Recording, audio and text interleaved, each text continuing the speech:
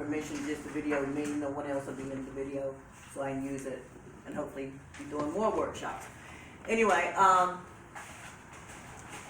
did you see what it says on the front cover? Talking about prosperity. Pastor Bailey just came with prosperity. Earlier, we were talking about prosperity. Last night, Pastor Bailey was coming with prosperity. God gave me that title 2 weeks ago. Amen. He has a way of doing what? Confirming things. For those that may not officially know me, I'm Holly Parker. A lot of people know me as Honey, which started out being my spoken word name, artist name. I am a certified life coach. I am mentoring our First Lady Copeland to become a life coach. I am a certified PCA, have been a certified CNA, and I've done something with the medical field ever since I was 18 years old. I'm one that I don't just take the word from a doctor, because they are human and they are only going by what man teaches them. And sometimes they're just reaching for what? Needles in a haystack to try to understand the complex human body. The human body is more complex than a PCA, or a PC, excuse me. Looked at her First Lady over here and thought about PCA, she's a CNA. Excuse me, one more? Yes, sir.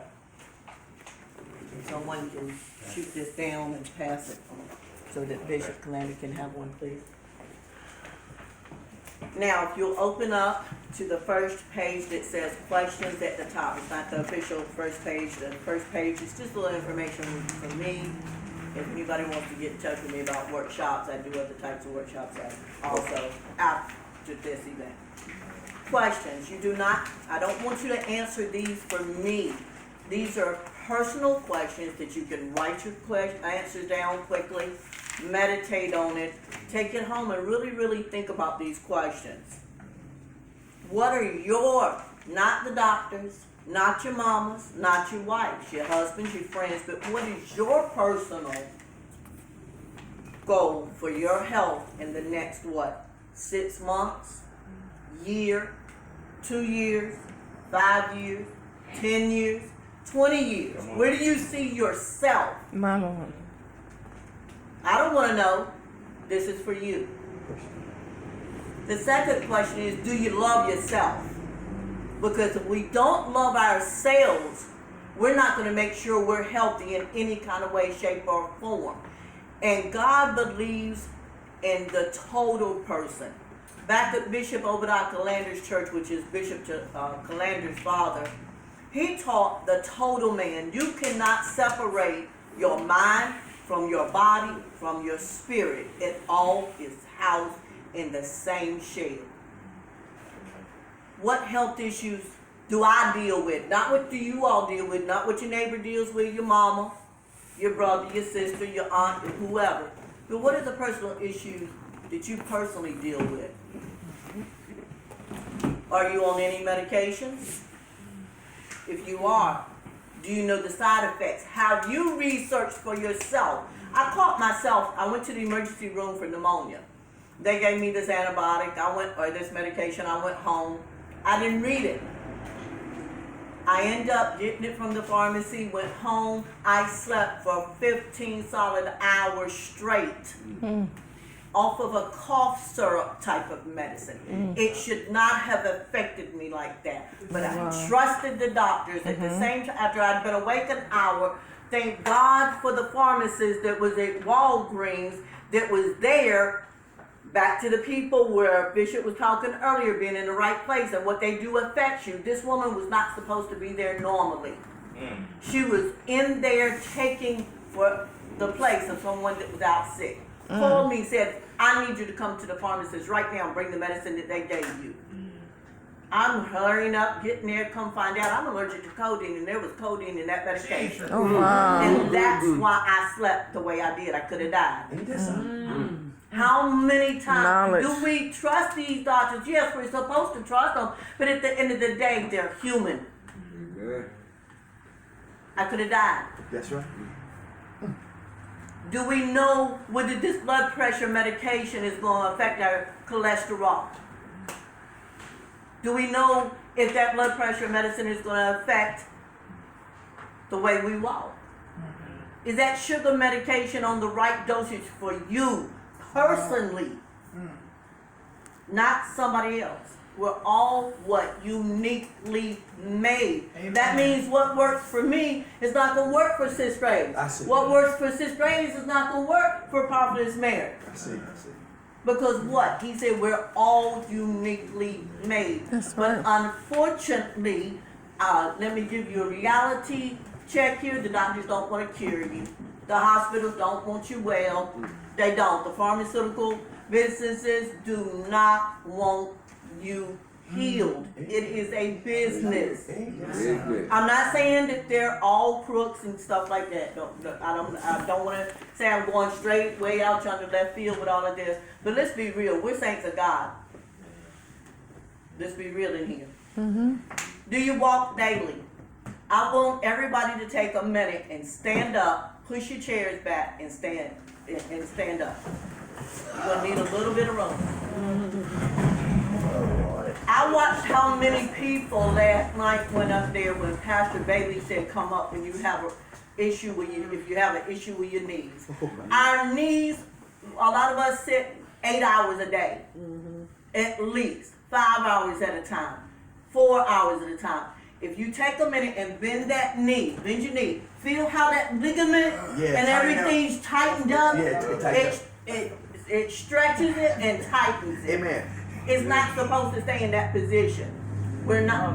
Take a minute and stretch your knees. Stretch. I watched how Pastor Bailey had those doing that last night. That's why we need to walk more than we do. They tell people now that if you work a desk job, get up after 30 minutes to an hour and walk around. Yes, sir. Is she right? The reason you need to do that because in the knee and the kneecap is what you call the meniscus. And the meniscus is a ligament Yes. that protects and around the knee. When you tighten that meniscus, the brain tells the meniscus to tighten up. So any stress that come on your body, you can feel your knee tighten up. Yeah. So I'm a driver. Right. So a lot of times I have to get out the truck and just shake it off. Yeah. That Exactly. to release the tension off the meniscus. Yes. Because when that stretch, it's like a spring. When you stretch it, it won't come back. Exactly. Exactly. Exactly. Thank you for elaborating on that anymore. Elaborating. Now you can sit back down. I just wanted you to feel that tightness and then it go away. The difference. What are your eating habits like? I'm not wanting to know what Sis Copeland's or Sis Calander's. I need to know what are my eating habits. Because I might be able to deal with a little red meat in my system. I might not have an issue with high blood pressure. But someone that does, you might not be able to eat the red meat, the pork. I see. Do you believe in healing? Yes. First of all, there's a lot of us that say we believe in healing and we're on 20 different pills. We go to 15 doctor's appointments in 1 month. It's a trick of the enemy. He has set up a system where we're listening to the doctors, and I'm not trying to bash doctors in the medical system and everything. Luke was a physician, but we need to be accountable for our own health. She said, "Please turn the light back on." Thank you. Do you have a faith walk? Taking care of this body, this mind, this spirit takes faith. It takes faith. That's right. Yes. Yes. I have scriptures to back up what I'm saying. The next page. This workshop is based on the following scriptures. And this one, I think, the first one sums up everything I've been hearing the past couple of days. 3 John 1 and 2. Beloved, I would above all things that thou mayest prosper. Prosper is first. But then be in health, because we can prosper if we're not in health to enjoy that prosperity. That's what right. good is it? If God blesses me with the finances, I want to go on a cruise. I've never been on a cruise. I want to go to the mountains. Never been to the mountains. I want my 6-bedroom house God been promising me. But if I'm not in the right mental physical and spiritual health. How can I enjoy those You things? can't do it. If I'm not right mentally, health-wise, I'm not going to be a good steward over that money. I'm going to waste it and do all kinds of things with it. Even as thou soul prosper. You gotta The soul learn. has to prosper first. Always Why? Because learning. he said, seek ye first what? All of learning. these things in the kingdom of heaven, and we know that scripture. 1 Corinthians 10 and 31. So whether you eat or drink or whatever you do, do what? It all for the glory of God. Are we eating and drinking, putting things in our body to glorify God? Or I've been guilty. I sat down and I in the past and ate up some chocolate. I love some chocolate. I love some lasagna. I love some cheese. But that stuff will pack on the pounds. It will pack on the inches. It will slow you down. Oh my God. I found out the hard way. The next one, 1 Corinthians 6, 19 through 20. 19, do you not know that your bodies are temples of the Holy Spirit, who is in you, whom ye have received from God? You are not your own. We've been bought What a price. with a price. 20, you were bought at a price, therefore honor God with your bodies. Let's get real. Everybody in here I see is a leader.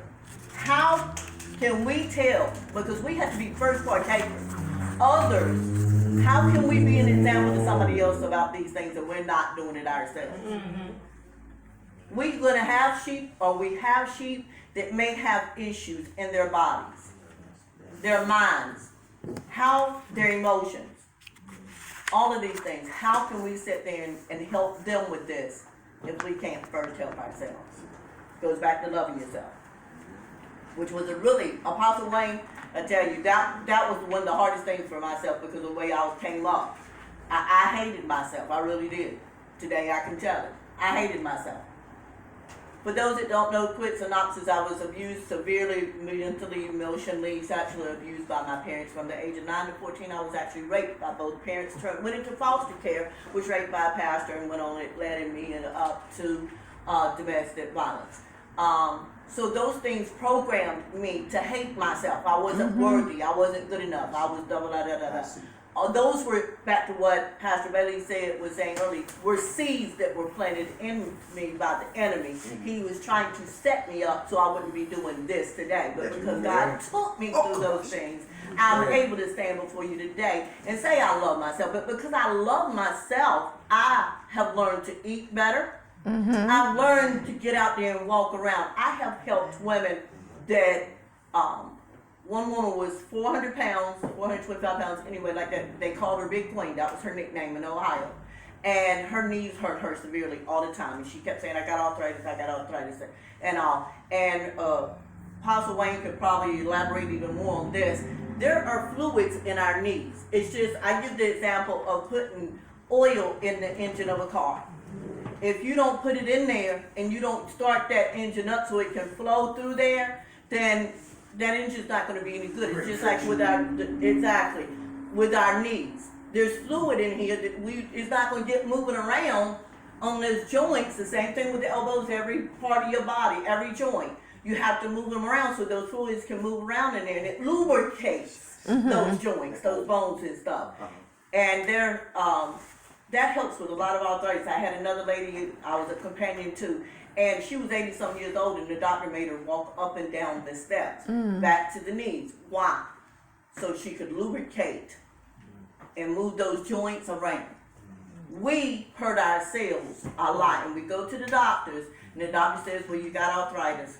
You never thought about you had arthritis. You were just hurting and couldn't figure out why. We take that in. I give you an example. When I was pregnant with little Henry, my next to the youngest son, the nurse practitioner told me I was diabetic.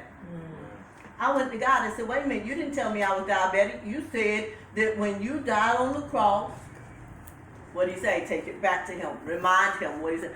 What? You took everything. You healed me right then. So why is she saying I'm diabetic? I'm the type of person I don't take just because a doctor tells me something. I started researching. This woman done got me the little diabetic strips and the whole 9 yards, and making me take my sugar 5 times, 6 times a day, calling me every single day. What are you doing today? I'm resting. You need to get up out of the bed. Do this, do that. Next day she called me. I'm like, well, I'm washing clothes. You need to stop. Let your husband do it. You need to be resting. That was all adding stress. So I found out that stress, which the Bible calls it worrying.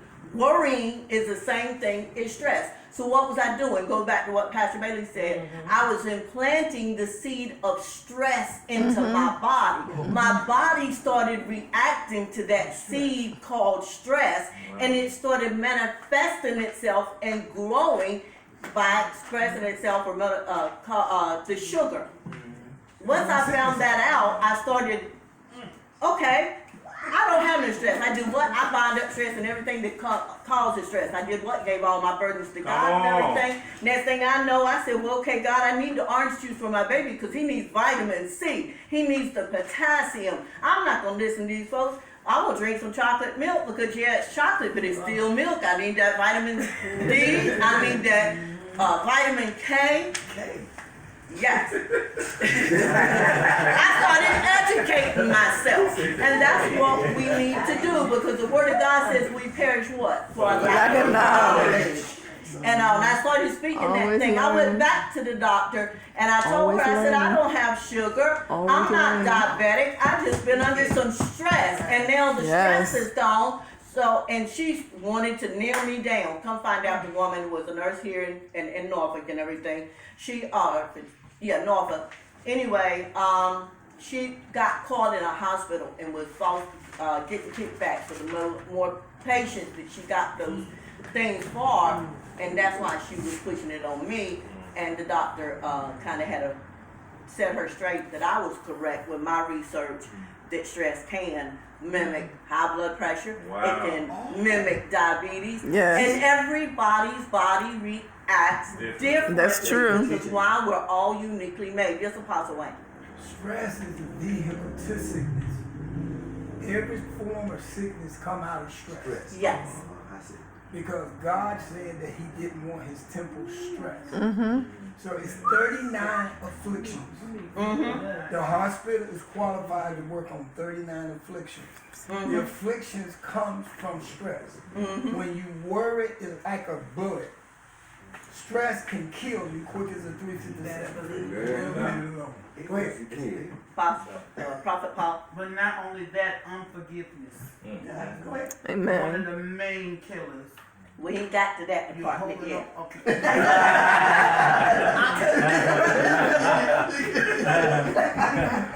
Evangelist Marie, you had your hand Oh, up. I was. It's a blessing. And the last scripture, Jeremiah 33:6, nevertheless I will bring health and healing to it. I will heal my people, and I will let them enjoy That's what I want. Amen. and security. Yes. Next page. Yes. I'll run through these really quickly. I know I'm on a time schedule here, and I'm a talker, so I know. What are the leading causes of death in the U.S.? When I was looking up this or doing some research, and I, out of curiosity, wanted to know where on the timeline the United States came as being one of the lazy countries. Yeah. Right now, we're number 143 out of 195 of the lazy countries. America, we are spoiled, and we can't blame anybody but ourselves. We are quick to buy into a lot of this stuff. We want to get a membership at the gym. Well, if we go out there and start having some of our community events and things that we used to do, what's wrong with me calling up Sis Copeland and saying, hey, sis, you want to go to the track today? Sis, you need some help digging your flower beds over there? And going back to the community and helping each other. That's what we used to do. But now it's all about the money. What business can I do? The gyms are steady growing and the memberships are steady growing. Why can't we have some praise exercise, which is something God gave me, inside of the churches, and us come together in the church and praise exercise God together, instead of going out here and putting the money in somebody else? Why? We're exercising. I started asking God before I left the country. I said, Lord, I want to lose weight. I haven't been this heavy in a long time. But I don't want to get sick to do it. I don't want to go get really a gym membership. What can I do? When God brought me out of the country, guess what I found myself doing? Praising God. I got in that revival and I started praising God. A lot of you all saw me. I was praising God, and we'll do it the heartbeat again. And like I done lost my mind. Next thing I know, the weight just started falling off. The scale told me I ain't lost anything. The scale said I didn't lose anything. When I measured my waist, it said I didn't lose anything. Wow. But I have had to get, I almost have no clothes now because they're all too big. That's all right. He's feeling good. And I love it. And my children told me I look smaller and slimmer in my stomach than they've seen me in years. Oh, In your years. Yes, in years. when Yes, you sir. first start losing weight, I was a coach in the military, and my job was to exercise people that didn't look right in their uniform. Mm-hmm. And that's why I do what I do. I started what I call gospel aerobics, and I was helped a male and female in the military that didn't look right in the uniform. If you don't look right in the uniform, they'll kick you out. Yeah. Wow. One of the things that we need to understand about losing weight, when you first start to lose weight, it's body fat. So it don't look like you're losing, but the body fat count is going down. I see. You want your body fat count to be under 6. Right. Six. So when you first started, see, America buy into where I got to go to the gym. I got to go lift weights. I got to become buff. What exercise, the only thing exercise does is it fights the muscle. Yes. It makes the muscle don't be lazy. Yes. I can take this can, and if I do this enough, it will excite that muscle, and the Yes. muscle will start losing weight. Yes. So you don't have to go to a gym to lose weight. Mm-hmm. I stay in shape because the job I got, I deal with a 6-inch hose, which is 350 pounds when it's full, 150 pounds when it's empty. And all day long, I'm picking that hose up, I'm pushing it. Mm-hmm. It keeps me in shape. When I was in the military, I swam 2 miles a day. Mm-hmm. So exercise, all it is making the muscle do its job. Yes. When the muscle is lazy, that's when the weight comes. When the muscle is active, it's lean, fighting machine. So what I did was I incorporate different exercise to teach the sailors how to trim up. The problem I found out, it was the body fat. Yeah. So we have to deal with body fat. When you get that body fat down, the weight coming off. The other thing that you're going to lose quickly is water weight. A lot of people don't realize is water weight. Right. That's one of the first things you lose as well. But you can't sit there drinking all this water they tell you to drink, because a lot of times you're drinking more water than your body actually needs. And I'm going to tell you why. When you eat, exactly. There was a lady that actually here in Virginia died. She drowned from drinking too much water. A radio station had a contest of who could drink a certain amount of water in a certain amount of time. She drowned in the water. And I'm not trying to scare anybody. Water, yes, your body needs it. But if you're eating foods, like a lot of vegetables and fruits have water in them. I see. Thank you. I She's see. at my CNA over here backing me up in this and I see, everything. I see. Exactly. You get fluids in other ways, is what I'm saying. Yeah. Not talking about the sodas, no disrespect, Minister, you just reminded me of seeing your soda. The coffees, all of those things, the caffeine, the endurance, they take away from you. But when you drink juices, you eat fruit, you eat vegetables that have waters in it, that counts as part of your water. Not sitting there drinking 10 bottles of water a day, because you're actually starting to put on some fluid. Because behind drinking the water and getting the fluids in you, you need to walk. That walking will also help your body process the fluid, because I was sitting around drinking water back to back to back, and I couldn't figure out why my wrist, where I heard it had all this fluid. I mean, this thing was swelled up with fluid like this. My ankle, I take my socks off, big band print around my ankle. That foot was tighter in my shoe than the other one. I wasn't walking, so you have to get the walking in if you're going to be doing the Water. so that your system can. And then a lot of people, what they do when they start drinking the water, they notice they're going to the bathroom a lot, they stop because they feel like they're going to the bathroom too much.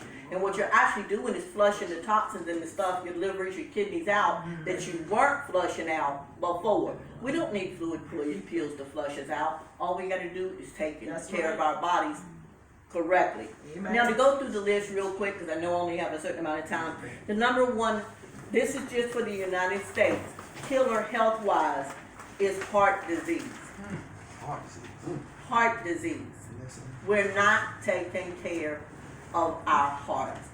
I'm going to encourage you to take this, go back and research, because I only have a limited amount of time. I just want you to have the list.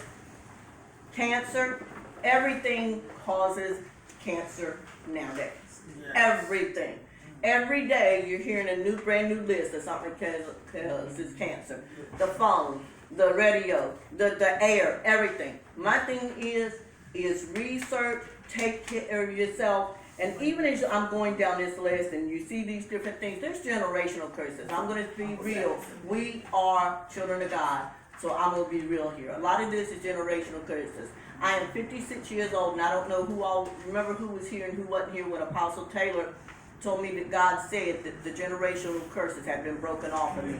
They were broken off of me because I spent time in prayer. I researched and I found out some of the things. There was throat cancer, there was breast cancer, there was diabetes, there was heart attacks, there was stroke. And all the list can go on of both sides of my parents' family that had came down through the generations. And I told God, I refuse to walk around here with any of that mess.